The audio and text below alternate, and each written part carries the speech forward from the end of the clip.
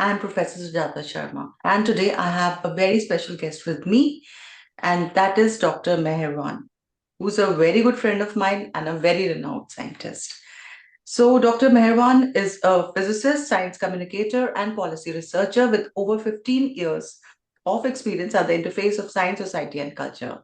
He's taught and supervised postgraduate and doctoral research in science communication at the CSIR, National Institute of Science Communication and Policy Research in New Delhi. There, he has also served as an associate editor of Science Reporter, and he did the Research Journals Division, overseeing 15 platinum open access journals and leading the transformation to international journals. He's also the author of acclaimed biographies of J.C. Bose and Ramanujan, and has written widely for national and international platforms, including Nature Physics. He's a committed advocate of open science, and he works across various languages like English, Hindi, Urdu, Bangla, bridging scientific knowledge with public discourse. So, welcome, Dr. Meher. It's such a pleasure to have you. Thank you so much, ma'am, for giving me this opportunity to talk to you. It's really my honor. It's really my pleasure. Thank you so much. So, today we are going to be talking about the history of science in India. So, Dr. Meher, I would like to know what was it? Since you're such an expert on it, I've read your books and they are simply brilliant, so comprehensive. So, what was it that first drew you towards exploring this particular topic? Yeah, actually, when I was studying and I was thinking to make a career in science, and I was thinking to explore and know about the people who did well in India, in especially science.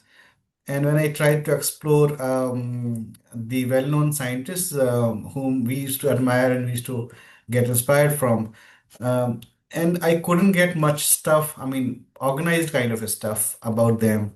So I thought, it's a wide area where we can contribute to have some good books so that the students who are actually trying to build career and they want to know the struggles of the heroes, their heroes in science, and understand the journey. The kind of journey they had, and the kind of achievements they had, and kind of thrill they had in the journey. That made me interested in history of science, especially India. Right. So tell me more about what exactly you found interesting. Yeah, interesting point is we when I asked myself about about the heroes of India, I know a little bit about Ramanujan, J.C. Bose, and C.V. Raman. We know a bit more about C.V. Raman because he won Nobel Prize, but then many others. Actually, we know the names, but and we know a little bit of the journey they had, but beyond that, generally, we are almost unaware of their struggles and the achievements also. Sometimes there is the most interesting part about Indian scientific heroes. What I found that we know that there is somebody called Ramanujan, and he was a great mathematician. And a bit more, we can say that he did some work on prime numbers. But beyond that, and a bit about his biography, that where he born and where he studied. Beyond that, generally, we the people of the same field do not know most of the times. And then I tried to explore Sir J.C. Bose also in the meantime when I was in Bengal. So I thought, let us explore him. But when I started exploring his life, especially the human part of it, I became very fascinated at how he got the job in Presidency College, and then how he struggled to get the full salary of a professor. So there was discrimination in Presidency College at the time, and Indian professors did not get the similar kind of salaries in Presidency College to the British professors, or European professors. He struggled for 3 years, and he did not accept any money from the institution for that 3 years. And in the meantime, he established himself to the level of a superb teacher, a great mentor, and he got good rapport among his students. And then after 3 years, the administration called him. At the time, it's called director of public instruction. They used to have. And then he called him, and he offered him the full salary and the state of professor, kind of. And this was much before than any kind of movement against British, the political ones. Right. So we know the political movements against British in India, but this was happening much, much before.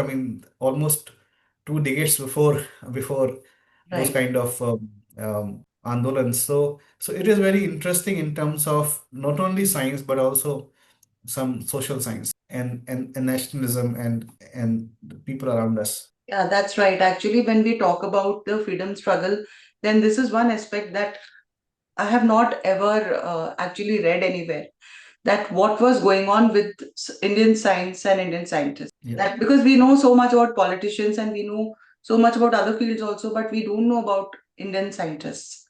And that is why it is so important that you have highlighted this particular thing. So, do you feel that there has been a certain change, between what the way the Indian scientists of the past used to think and how the scientists of today think? Do you think there's a big difference? Yeah, I feel that there is a big difference because if you talk about the period we are talking about, like the period of around 1890s to almost 1930s or 1940s. There were many great scientists in India, and they were nominated for Nobel Prize. They got Nobel Prize, and they were doing extraordinary kind of research. I'm not saying that we are not doing now. We're also doing extraordinary research now. We are, doing very well in science and technology.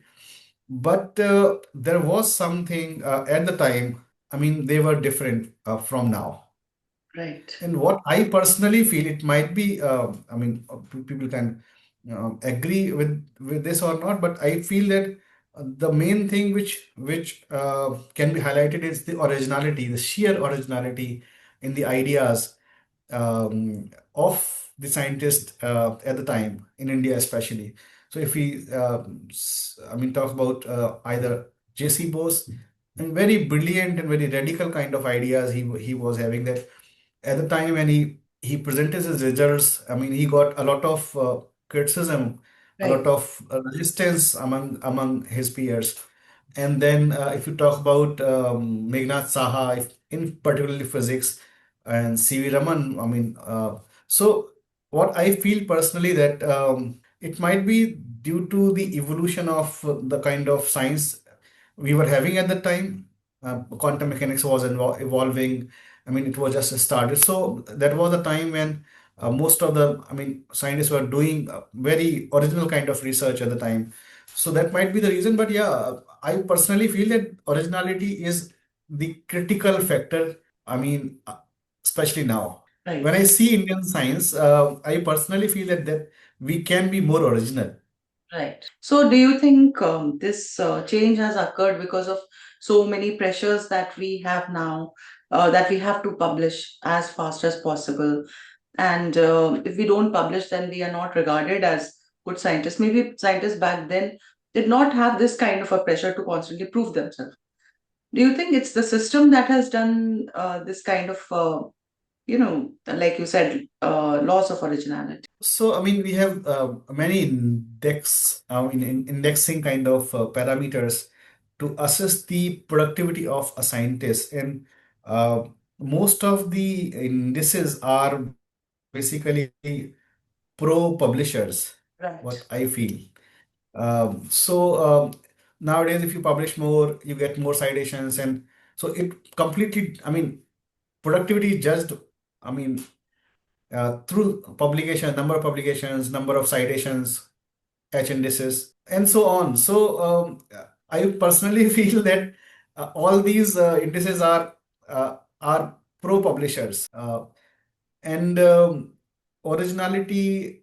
radical ideas and the something very special. This is somehow not included in those indices. So Right. we need to make the indices where originality is honored, where the efforts are honored, the process is honored, the scientific process is honored. So that might be the reason because we are publishing more, we are So that's also because of the commercialization that has taken place. Like you said, it's pro publishers.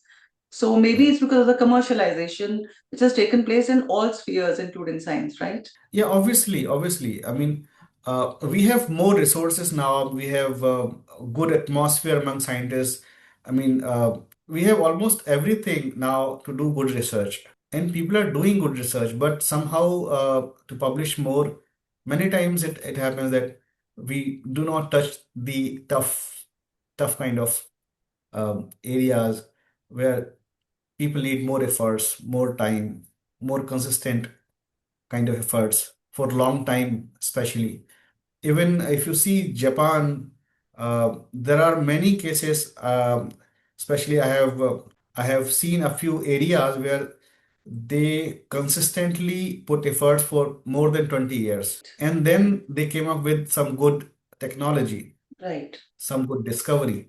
So that kind of efforts, when we are thinking of, uh, we have not to be too much worried about indices. But the problem is indices are also important because we are a large country and we cannot assess each and every scientist by assessing his creativity, his originality, and many things because the numbers are too many. So there must be some indices, and beyond those indices, but we somehow we should have some methodology to assess the originality and the creativity in the research. Right. So, Dr. Meher, I want to ask you one thing which always makes me wonder that India was far ahead of the world, as you might have seen in the history. Then what Yeah. happened that we were not able to be, in right in front when it came to the technological or industrial revolution? There are many factors, but a major factor I many times feel, which is not much talked about, is that we do not celebrate our scientists much. Right. And if we just talk about the period after 1890s, where the modern science, I mean, was started in India, and in the meantime also there are many great scientists who contributed superb, and we do not know about them much. We do not know about their work much. We do not know about their achievements much. There are many scientists, even there are many good scientists who are still working in India, and we do not know about their work. We do not know about their achievements. The scientific kind of we do not appreciate their scientific acumen. That might be the reason good quality students are not opting science. See, if we admire some sportsmen very well, we try to become like them. We try to follow them. If we admire an actor much, we try to be like them. So if we have nobody to admire in science and we do not bring the life of scientists and the achievement of scientists among the students, I feel that they would not opt science. And in the meantime, I personally feel it might be wrong, but personally I feel that we did not bring the life of scientists, achievement of scientists to the common man, to the students. So obviously, if a society is not getting inspired by some field, the society will not have much intention to be like them or follow that kind of a path. That might be the reason. I mean, among many other reasons, we are not actually doing that much great that was being done. So you feel that maybe we should introduce not just the past scientists, the past great scientists, but also the contemporary, the modern scientists that we have, right? Yeah. To the Obviously, special. Hmm, we will become what we celebrate. right. I mean, so like there are many. I mean, there are many. I mean, we can name if. I personally feel that I personally many times quote about um, Dr. Govind Swarup. He was a great astronomer and he built NCRA in TFR. And it is a facility which is being used by more than 30 kind of countries around the globe.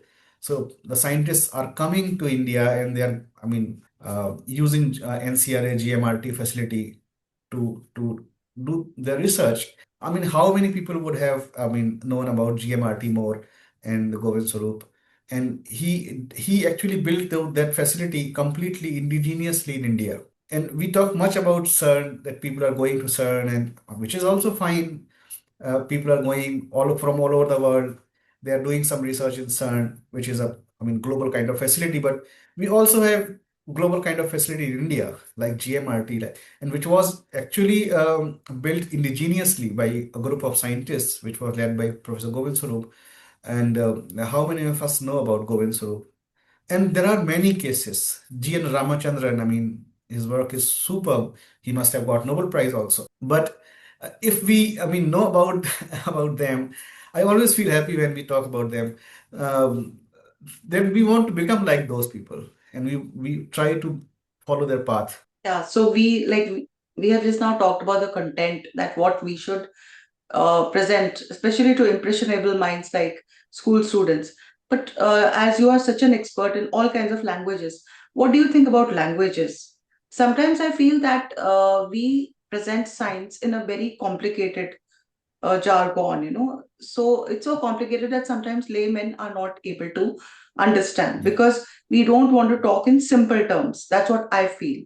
What do you think about that? It's established many times that if we learn something in our language, our efficiency is always much better than some other language if we use. So cognitively, it's always great to learn something in our mother tongue, and we are more creative when we think about something in our mother tongue, obviously.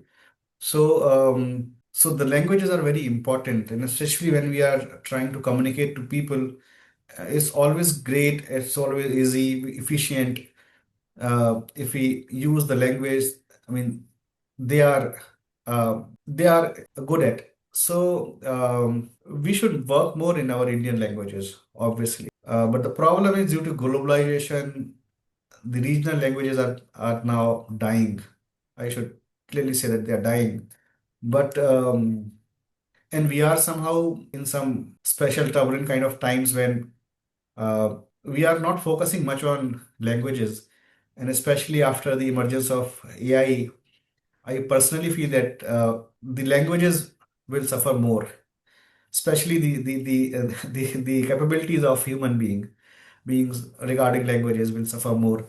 And if we do not have good hold on any language, it's always tough to think something because that's the medium of ideas. So for anybody, and I personally also feel that anybody who has done something good in his life, in the history, he must have been good in some particular language. Right. So if I were to ask you, Dr. Meher, is there any scientist in the past, in the history, that you feel very attached, emotionally attached? Yeah, there are many, but I have a special attachment with Sir J.C. Bose. He was a great person. He was not only a great scientist, he was a great person in his life. Yeah. And then there are many others. But J.C. Bose's life is really, I mean, really different kind of life. So, and what makes him different is also a point because I have I was when I was doing research about his life and his works, I felt that many of his struggles are the chosen ones. He chose those struggles. So many times I wish to do something and I have struggles. I have resistance in my path. Okay, but which is the common kind of case. But in the case of JC Bose, I feel that I mean he has chosen many kind of struggles by himself, and he didn't deviate. in his whole life. And that kind of struggle is always different because nobody is actually imposing that struggle on somebody. He himself is choosing this struggle and struggling and getting and then emerging like a winner and then again having some struggle. And he actually lived the life till his death. And when he died, he was editing the proceedings of Bose Institute at the time. So till his death, he didn't stop. He was doing something. He was trying to do something great for the country, and he didn't compromise. That's the most important thing, that he didn't Yeah, compromise. yeah, Because, especially in science, that's what I feel, that the moment you compromise and take the easier path, that's the moment when your goal is lost completely. yeah. So I want to ask you about your book, which got very, very famous. Because of that book, I actually got to know about you, and that was your biography on Ramanujan. So, what made you feel like writing it? Tell me about it, because I know that it's supposed to be extremely and comprehensive kind of a biography. So, tell me more about that. Yeah, so the biography is in Hindi, and we thought that we should write it in Hindi because in English we have another biography of him, The Man Who Knew Infinity by Robert Canigal, and it's a superb biography. Robert Canigal has done, I mean, a lot of work. I mean, he invested a lot of efforts, and it's a very nice biography of him written by Robert Canigal. But again, I thought that there is no good biography of Ramanujan in Hindi. Okay. And the people who are, I mean, who are speaking Hindi, reading Hindi, they should have a good book on Ramanujan in Hindi. Then again, the question was, why not to translate that biography if that biography is so good? But I feel that there could be a good perspective from an Indian, which I mean, through which we can see the life of and lies the life of Ramanujan, so that we can really appreciate the struggles of Ramanujan. So we thought we will have the perspective of Indian perspective. We will have to see his struggles and his life, and then I we also did some good quality of research on his life, and we got a few new things which were not in Robert Kennigal's book. And then we thought, okay, now we should write the book. But the problem with writing the book was Ramanujan's life is full of very complex mathematics and a lot of frustration. Small life of 32 years is, I mean, filled with both the things. And it's not easy to read very complex mathematics, which even the peers are not understanding much, and why the common man would even try to read that. And second point is nobody wants to read frustration also. Why would somebody read frustration, especially in the times of too much distraction in current times? So Bharti and me both discussed a lot, I mean, how to write it and what should be the style of writing. And then we tried to write a few drafts, and we didn't like those drafts, and then we deleted those drafts. I mean, it happened a few times.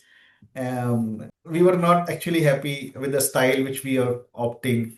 And then someday we finalized that we will write like an inward journey of Ramanujan, and the style which got I mean which was emerged. Then it made us to write the book, and it's good that, I mean, it feels very nice that people are liking that style, and they are actually happy to read about Ramanujan. That gives very good feeling, both of us. Absolutely. Actually, this is a myth that the younger generation, the Gen Z, is not really interested in these things. I feel they Yeah, are searching for this kind of books and this kind of material. They really yeah, want to know about the past, they want to know about the history. And that's why yeah. I'm really happy the way you have written these books and the kind of communication that you've been doing. So, if you have to give a message to the new generation, the Gen Z, what would you give?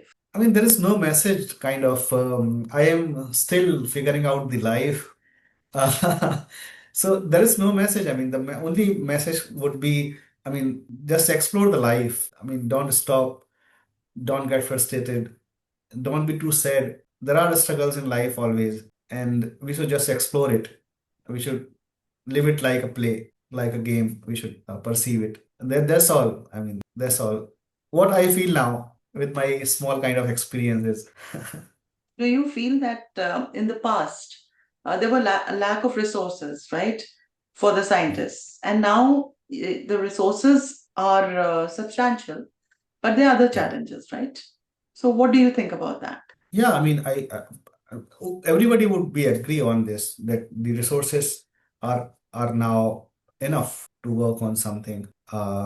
What we need is originality and novelty, good questions in our minds, and the efforts to unlock those mysteries. Yeah. Okay, Dr. Meher, it's been such a great pleasure to talk to you.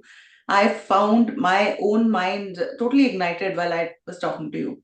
And I feel that the time was short, but we have to, probably schedule this again so that we can have more discussions on the history as well as the contemporary science. So thank you so much for joining me and hope to see you again. Thank you, Doctor. Thank you so much, ma'am. Thank you. It's really nice to talk to you. And I let me also mention that I have read your books. Those are superb, very encouraging kind of books, and very simple, very easy to read and engaging books. So I am also a kind of fan of you in those sense, in that kind of sense. Yeah. So thank you so much for giving time and opportunity to talk to you. Thank you so much.